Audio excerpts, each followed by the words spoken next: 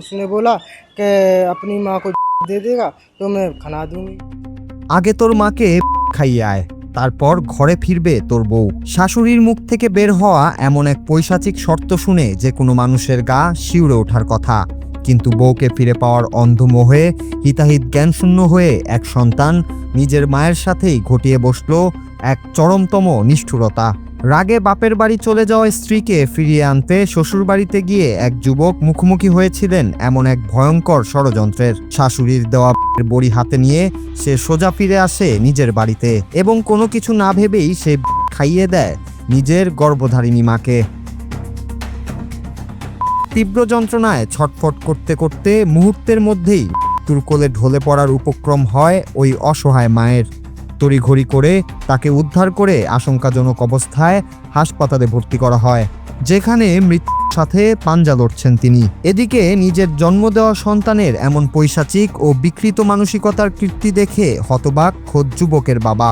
নিজের স্ত্রীর এমন করুণ দশা ও ছেলের এই চরম বিশ্বাসঘাতকতা সইতে না পেরে তিনি তৎক্ষণাৎ থানায় গিয়ে নিজের ছেলে এবং ষড়যন্ত্রকারী শাশুড়ির বিরুদ্ধে লিখিত অভিযোগ দায়ের করেন।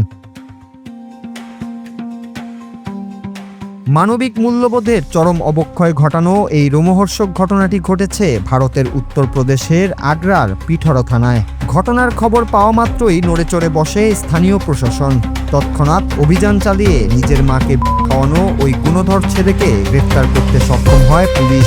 তবে এই পুরো নারকীয় ষড়যন্ত্রের মূল হোতা অর্থাৎ বড়ি যোগান দেওয়া সেই শাশুড়ি এখনও পুলিশের চোখ ফাঁকি দিয়ে পলাতক রয়েছে।